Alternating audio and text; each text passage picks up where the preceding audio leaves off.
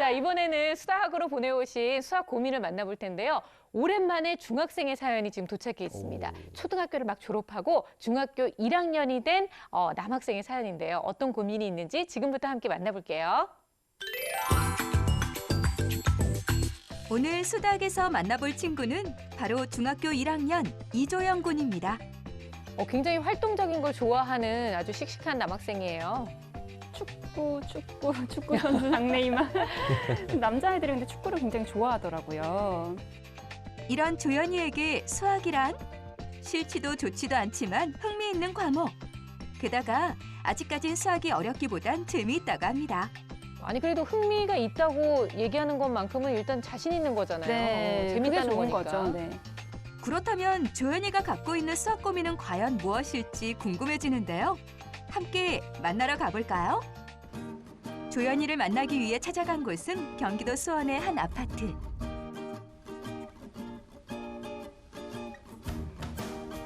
겨울방학 아침, 따뜻한 햇살을 받으며 일어나는 오늘의 주인공.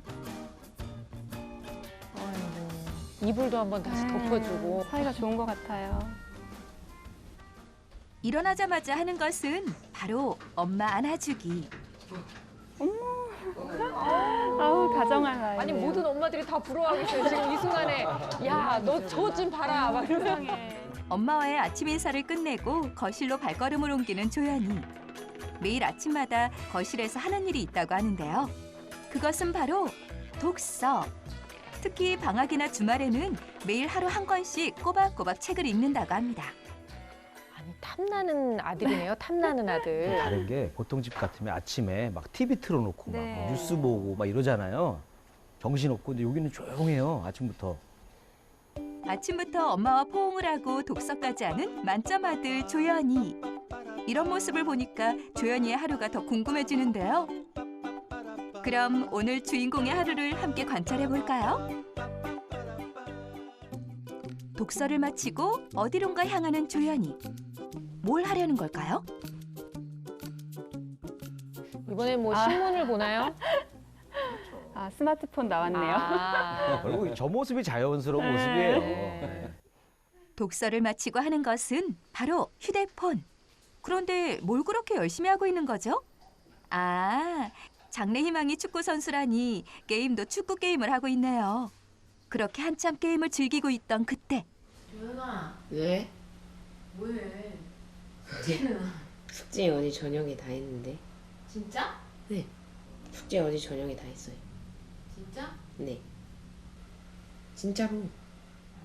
조금만 나는 해. 다 했다. 네, 이제 할 수 있는 자격이 있다. 막 딱 한 번만 물어보네요. 아, 근데 애가 다 했다고 그러는데 거기다 뭐라고 얘기를 하겠어요. 저는 그 기본적인 생각이, 그러니까 얘가 학원을 좀 다니잖아요. 근데 학원에서 집중해서 열심히 그 공부를 하고 나면 집에 와서 숙제 정도는 자기 스스로 하니까 더 이상 공부에 대해서 스트레스를 주면은 더 뭐 수학이라든지 이런 공부에 대해서 거부감을 일으킬까 봐 일부러 이렇게 네가 해야 될 일은 하고 놀아라. 이게 나머지 시간은 네 자유다. 이렇게 해놓은 상태라서 그거를 해놓고 나서 보니까 얘가 남는 시간이 너무 많은 거예요. 그래서 내가 너무 얘를 방임하는 거 아닌가 그런 걱정이 되기도 해요. 그래서 이게 좋은 방법인지 아니면 또 학원에서 공부를 하고 왔는데도 또 얘를 붙잡아 놓고 또 공부를 시키는 게 맞는 건지. 사실 별개로 공부하는 시간이 필요하긴 하거든요. 네, 그렇죠. 숙제를 제외한. 중학생이 되었기 때문에 더더군다나. 더더군다나 그런 시간이 필요하겠죠. 그러니까 근데 애하고 이렇게 약속을 딱 해놓고 이게 아무리 구두라고 하지만 약속을 해놓고 나중에 뒤엎는다는 게 부모 입장에서 참 이게 어렵거든요. 그럴 때는 그 신문을 보여주면서 봐봐라. 그 높은 양반도 이렇게 약속을 잘 어긴다 하면서 엄마도 이거 좀 다시 좀 바꿔야 될 것 같다. 이렇게 좀 해도 될 것 같아요. 휴대폰 게임을 끄고 다시 책을 보는 조연이. 갑자기 태블릿 PC를 꺼내드는데요. 뭘 하려는 걸까요? 아, 축구 게임에 축구 책. 이번엔 축구 동영상까지. 축구에 대한 열정이 정말 대단합니다. 아니 근데 사실 축구 선수가 꿈이래잖아요. 그러니까 저게 그냥 무슨 게임을 보는 게 아니라 축구를 이렇게 분석해가면서 선수들을 분석하면서 네. 보는 거라고 그러던데. 얼굴이 좀 괜찮게 생겼다고 너무 좀 감싸주시는 거 아닙니까? 아침부터 저렇게 오락만 하고 있는데 그런 게 아니라 지금 책과 태블릿을 이렇게 번갈아 같이 보면서 보는 게. 네, 분석하고 아. 있는 모습을 볼 수 있죠.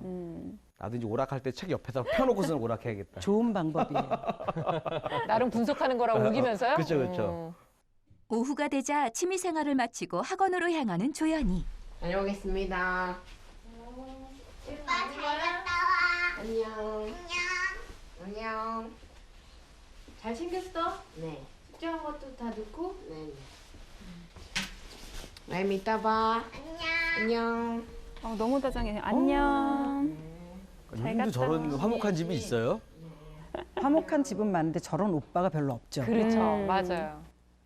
학원에서의 시간이 굉장히 기네요.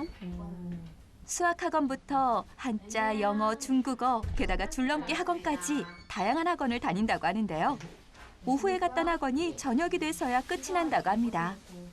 야, 학원을 여러 군데를 다니네. 네. 이렇게 학원을 많이 다니면 힘들 법도 한데 조연아 힘들지 않니? 딱히 뭐 힘들지는 않아요.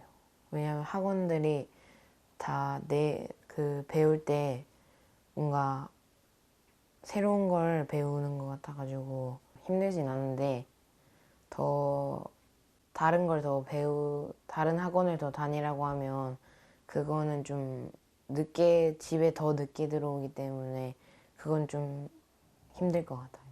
학원 다니는 게 아직까진 괜찮다는 조연이. 하지만 여러 학원을 다니다 보니 집에서는 공부를 거의 하지 않는다고 합니다. 얘들아, 네. 이는 닦았어? 네, 닦았어요. 주연이는 숙제 했어? 내일 할게요. 학원 맨날 가기 내일 해. 학원 가기 왜? 전에. 아이고 안 돼. 미리미리 해. 내일 어떤 일 생길 줄 알고 미리미리 해. 어? 아유, 내일 할게요. 미리미리 해놔야 돼. 내일 만약에 아침에 또 무슨 일이 있어서 또 못하면은 또 학원 가가지고 숙제도 안 해가지고 선생님 혼나려고? 아니. 빨리 해. 얼른. 알았어요. 라임이 나중에 다시 하자. 라임이 너는 이제 지금 저 잘 순간 준비해. 동생이 얼마나 부러울까요? 할 숙제가 없는 동생이 진짜 부러울 거예요. 시간 가는 줄 모르고. 이제야 슬슬 고민이 보이는 것 같은데요. 해야지. 어머니, 고민이 어떤 건가요? 숙제만 하지 말고 문제를 좀 더 풀어보는 게 어떻겠냐고. 그러면은 어디서 나오는 자신감인지 모르겠는데 본인은 괜찮대요. 자기는 학원에서 하는 것만으로도 충분히 할 수 있다고 그렇게 얘기를 하는 거예요. 저는 제가 5학년 때까지 조연이를 이렇게 가르친 바로는 좀 나쁜 안 좋은 습성이 있는데 이 충분히 맞출 수 있는 문제를 한 번에 못 맞추고 꼭 두 번째 다시 아무런 조건 없이 풀어보라 그러면 또 풀고 이런 게 계속 습관이 되더라고요. 그러니까는 이게 습관이 되어버리면 안 될 것 같아서 이거를 좀 고치고 싶어서 학원도 1년을 보내봤는데 별반 나아진 것도 없고. 조연이의 성적표에서도 보이는 수학 고민. 매우 잘함을 받은 다른 과목들과는 다르게 수학에서 받은 점수는 잘함과 보통인데요. 집이 진짜 조용해서 다른 사람들이 보면 고3 수험생 살고 있는 줄 알 것 같아요. 자세도 참 반듯하고. 지금 하고 있어? 네. 라임은 자요? 응. 엄마 이거 모르는 건데. 모르는 건 체크해놓고 네. 쭉쭉쭉 풀어놔. 나중에. 5학년 때까지는 조연이의 공부를 항상 봐줬다는 엄마. 그래서인지 학원을 다니는 지금도 조연이가 숙제를 할 때는 항상 옆에서 함께 봐준다고 하는데요. 엄마 이거 다 했어요. 알았어? 네. 됐어? 다 했어요. 채점 해주세요. 잘 풀었어? 근데 대단한 게 엄마도 그냥 앞에서 책을 문제 보고 풀 때 계시죠. 책 보시면서 그냥 네. 기다려 주시는 거예요. 그런데 채점하는데 조연이가 핸드폰을 꺼내 들었어요. 그 막간을 이용해서 또 뭔가 하네요. 사실 지금 채점하는 시간도 공부 시간의 연장인데 그렇죠. 네. 시간을 정해 주셔야 돼요. 시간을 정해 주지 않으면 아이들이 중독으로 빠질 위험성이 있습니다. 분해를 소인수 분해를 자꾸 틀리네. 여기까지 한 거지. 여기까지. 야, 다시 풀어봐. 여기 틀린 거.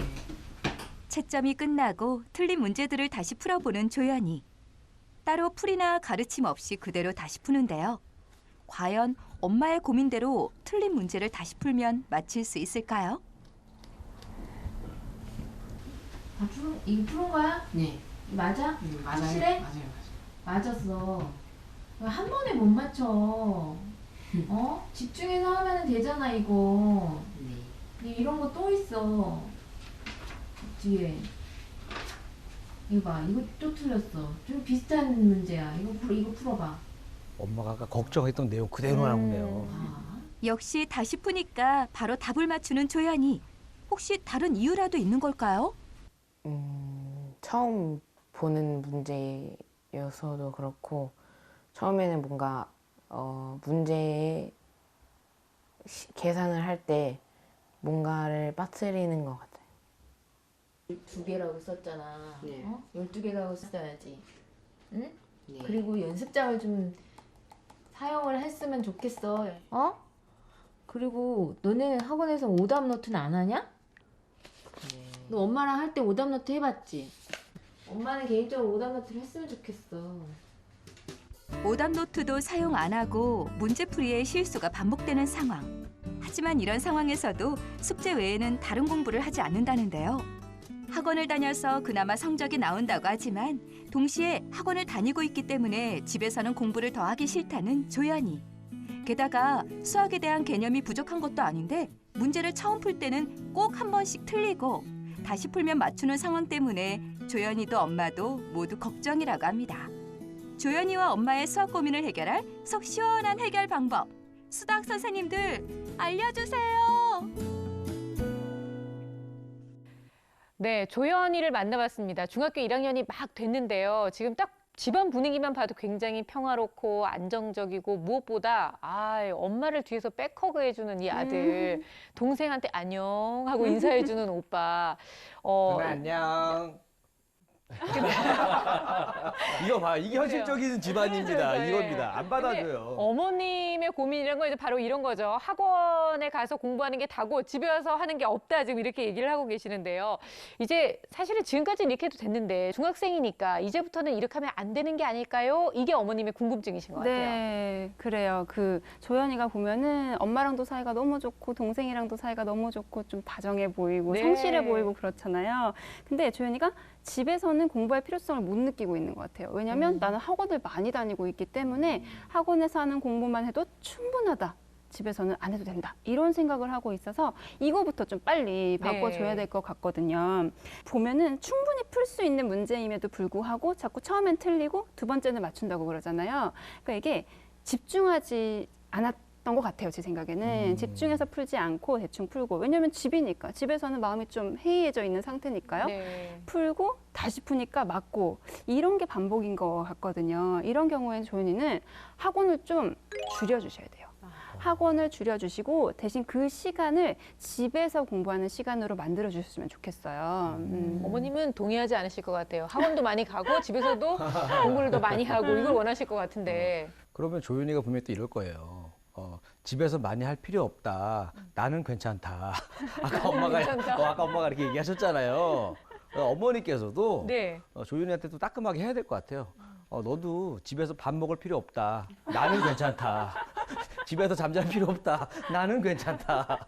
똑같이 해서 그 말이 얼마나 기분 나쁜지를 네. 똑같이 해줘야 됩니다. 아니 근데 저도 사실은 아이가 이제 막 이번에 중학교에 들어가면서 제일 걱정되는 게 바로 이거거든요. 그냥 학원을 보내거나 학원에서 공부하는 시간 말고 이제는 진짜 자기만의 공부 시간이 필요한 때가 바로 이때부터 시작이 되는 게 아니에요. 이게 사실 학습 습관이 고3 때까지 쫙 가야 되는 거잖아요, 선생님. 그렇죠. 이제 길게 봐야 되겠죠. 이제 중학교뿐만이 아니라 이제 고등학교까지 예상을 해서 학습 습관을 잡아야 되는데 조연이가 좀 느긋한 건 확실한 것 같습니다. 예, 연습량이 좀 부족한 거를 잘 모르고 있는 것 같고요. 때문에 실수가 조금씩 나타나는 것도 있고요. 네. 그래서 실제 보니까 약수 구하는 거 그 문제에서 보니까 약수 개수가 총 9개인데 하나를 빠뜨렸더라고요. 8개만 적었어요. 그런 이제 실수들이 있을 수 있고 또 216을 소인수 분했는데 거기에 문제는 잘 풀었어요. 그런데 이제 옮겨 적을 때 거기 보면 2, 3, 3, 3 이렇게 2도 3개, 3도 3개 해서 2의 세제곱, 3의 세제곱 이렇게 적어야 되는데 3의 제곱이라고 적었더라고요.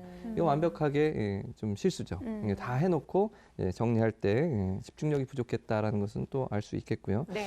중학생이 되면 이제 혼자서 공부하는 시간, 즉 자기주도 학습 능력을 좀 더 키워야 되는데요. 이게 나중에는 학습의 효율 그리고 학습하는 능력까지도 좌우하기 때문에 매우 중요합니다. 네. 가장 중요하다고 할 수 있죠. 그래서 연습량을 좀 더 집에서 하는 연습량을 좀 더 늘리는 그런 공부 방법으로 좀 바꿨으면 좋겠다라는 네. 생각입니다.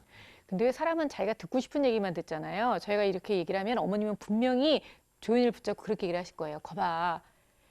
집에서 공부 많이 해야 된다잖아. 학원도 계속 다니면서 집에서 하는 공부량을 늘리자꾸나 라고 얘기하실 수 있는데 절대 그 얘기가 아니라 학원을 다니는 그 시간을 좀 줄여줌으로 해서 아이가 집에서 공부할 수 있는 시간, 여유를 좀 만들어 주셔라. 이렇게 이해를 하시면 좋겠습니다. 제가 꼭 찝어드리지 않으면 어머님이 혹시나 오해하실까 봐. 지금 중학교 1학년 선행을 하고 있는 상황인데요. 일단 제일 또 걱정되는 부분이 이 부분이에요. 초등학교 때 배운 거를 다 아이가 잘 기억하고 학습을 해놓은 상태냐 이게 좀 궁금하기도 하거든요, 선생님. 지금 네. 상황이 어떻든가요? 상당히 점수가 높게 나왔죠. 빽빽빽. 네. 야, 이거 다 처음 100점이네요? 아니에요? 이거 수학 최초죠. 최초죠. 이거 빵빠레 한번 울려야 되는 거 아니에요? 아니 요 정도면은 집에서 공부 안 해도 되는 거 아닙니까? 아, 그렇진 않죠. 아니.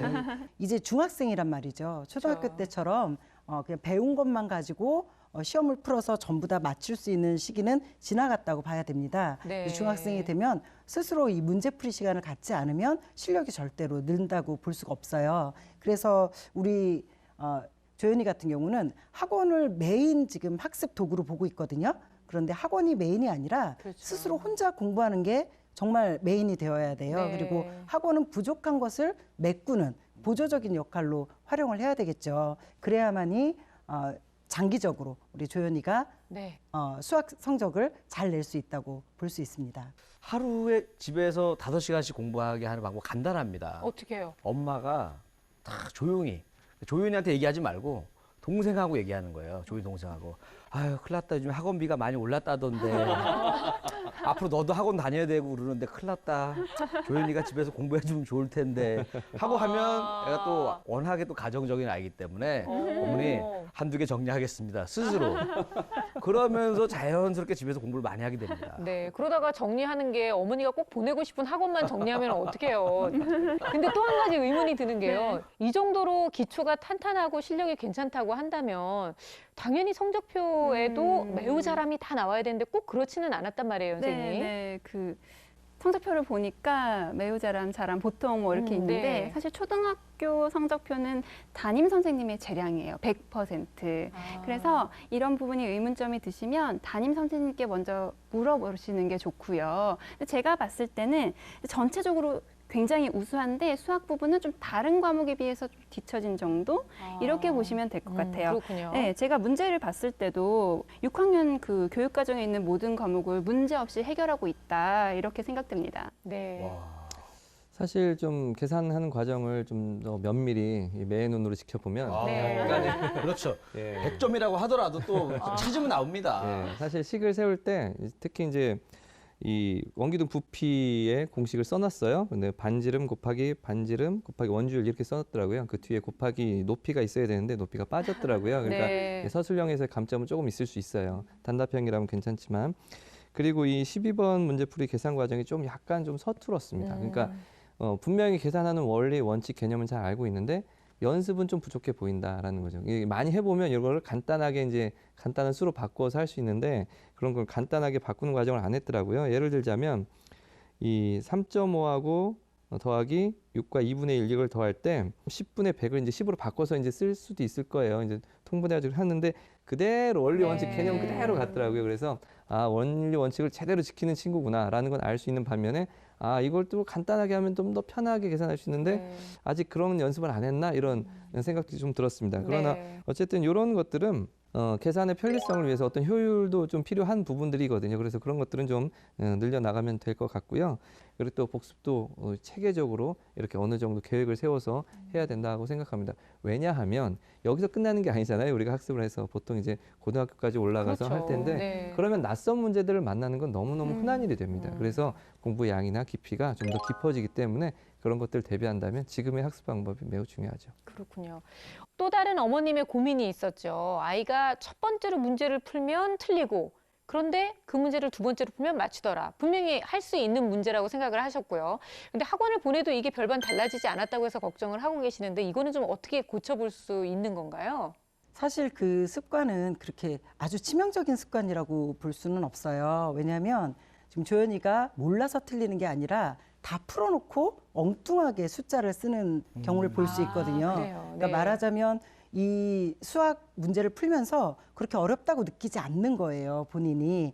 문제는 채점할 때는 어머니한테 엄마 다 했어 하고 채점을 맡기더라고요. 근데 이 부분은 사실 좋은 습관이 아니에요. 왜냐하면 채점을 해야 내가 어디에서 틀렸다는 걸 본인이 알 수 그렇죠. 있거든요. 예. 그리고 엄마가 너 이거 틀렸어. 다시 해봐 이러면 벌써 기분이 나빠져요. 근데 내가 스스로 어떤 게 틀렸는지를 알면 그 자체가 학습으로 이어질 수가 있죠.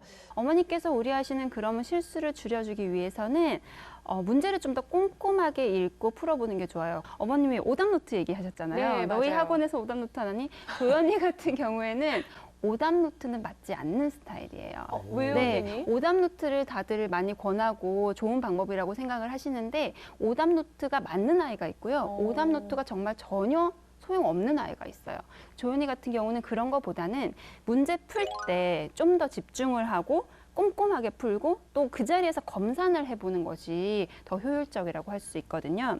학원에서 배우는 내용을 보니까 영상에서는 소인수 분해를 하고 있는데요. 네. 사실 초등학교 아이들이 처음 소인수 분해를 접할 때 굉장히 낯설어요. 그렇죠. 예, 굉장히 낯설다 보니 뭔가 흡수가 잘 안 되고 이런 부분에서는 복습을 통해서 문제 푸는 과정을 좀 꼼꼼하게 익히면 실수가 줄어들지 않을까라는 생각이 들고요.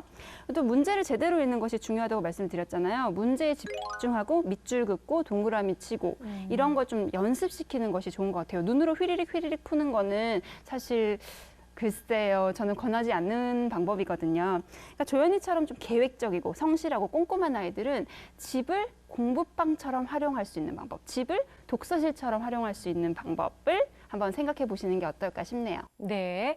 자, 조연이의 성향을 통해서 그러면 조연이한테 잘 맞을 수 있는 학습법을 좀 찾아봤으면 좋겠는데요, 선생님. 어떤 결과가 나왔나요?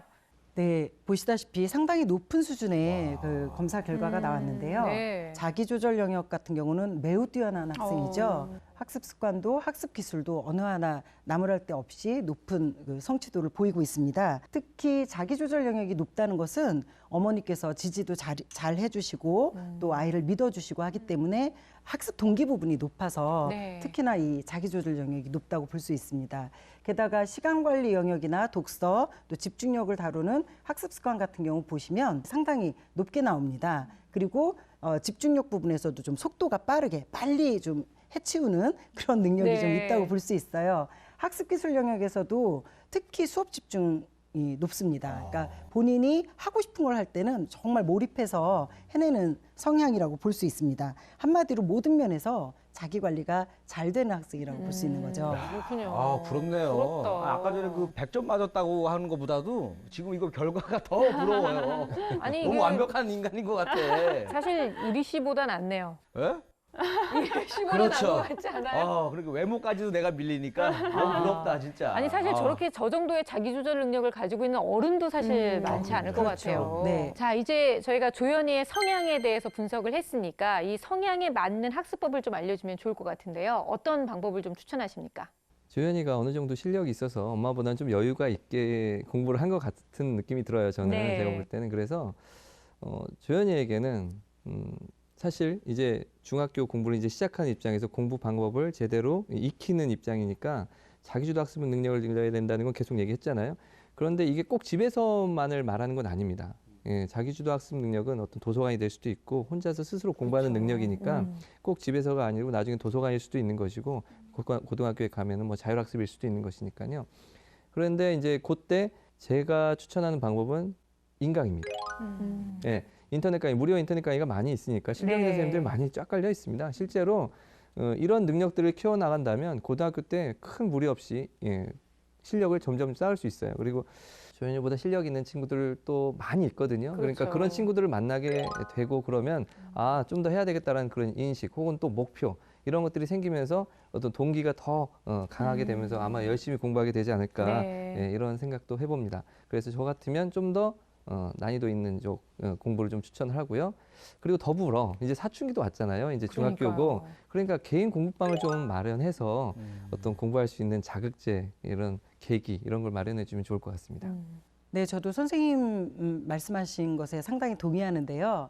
조연이는 조금 난이도 있는 문제를 좀 풀면서 또 하나는 새로운 것을 배우는 것을 참 좋아하는 유형이에요. 네. 그런데 배우는 것에만 집중하는 것이 아니라 스스로 깨달아가는 그런 수학학습을 권해봅니다. 그래서 조연이한테 좀 맞는 학습법이라고 생각해서 제가 하나 권해드리자면 그 고대 수학자들 중에 유클리드라는 수학자가 제일 먼저 이것을 이야기를 했다고 해요. 그래서 네. 폴리아의 발견술 4단계를 한번 알려드릴까 합니다. 이 발견술은 자기주도 학습 구조하고도 닮아 있어요. 제1단계는 지금 조연이가 문제를 보자마자 막 풀잖아요. 네. 문제 이해하는 단계가 필요해요. 문제를 딱 보면 이 문제가 어떤 답을 원하는지 이 고민을 먼저 해야 돼요. 그리고 2단계는 이제 문제를 이해했으면 이걸 어떻게 풀지? 여기에 지금 필요한 자료들은 문제에 어떤 것들이 있지? 그리고 내가 예전에 이걸 어떻게 풀었었지? 이런 비슷한 문제가 있었나? 이런 걸 이제 고민해보는 계획 단계가 2단계입니다. 그리고 3단계는 그 계획을 실제로 실현하는 거죠. 그래서 풀어보고 실제로 이제 답을 내는 종이에 풀어보는 단계고요. 마지막 단계가 가장 우리 조연이한테 필요한 것 같아요. 바로 점검입니다. 네. 그래서 본인이 푼 것을 맞는지 역으로 추정해가는 거예요. 내 답이 맞는지 그리고 또 다른 풀이 과정은 없는지. 그래서 문제를 풀 때 여러 문제를 푸는 것도 중요하지만 사실 하나의 문제를 정확하게 풀어나가면서 다른 문제로 확장시키는 그런 능력이 필요합니다. 조연이처럼 실수 다 풀어놓고 잘못해서 나오는 실수가 잦은 친구들은 정말 습관을 바꿔줄 수 있는 그런 좋은 학습법이라고 말씀드릴 수 있습니다. 네. 하여튼 어떤 문제를 닥쳐도 딱 저렇게 4단계를 하면 좀 더 수월하게 풀릴 수 있을 것 같아요. 조연이에게 오늘 여러 가지 조언들이 있었는데요. 이 조언을 통해서 역시 공부라는 거는 그냥 단순히 배우는 게 아니라 내 것으로 만들고 습득하는 게 참 중요한 과정이구나라는 것을 함께 좀 깨달았으면 하는 그런 바람입니다. 그러다 보면 분명히 좋은 변화가 있을 것 같은데요. 자, 오늘도 여러 가지 솔루션들이 나왔죠. 그중에서 핵심 솔루션을 들어보는 결정적 한방 들어봅니다.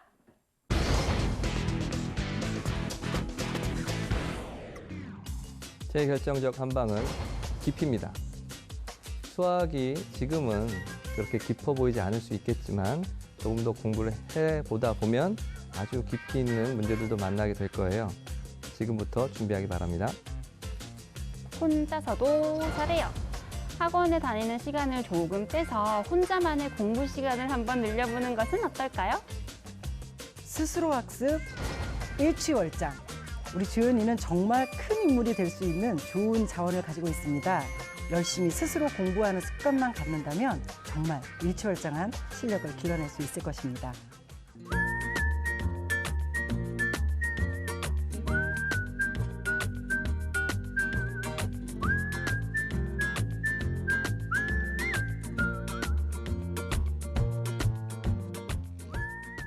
네, 우리 이리 씨가 준비한 결정적 한방 궁금하네요. 네, 조윤이를 위한 제 결정적 한방은 바로 짠!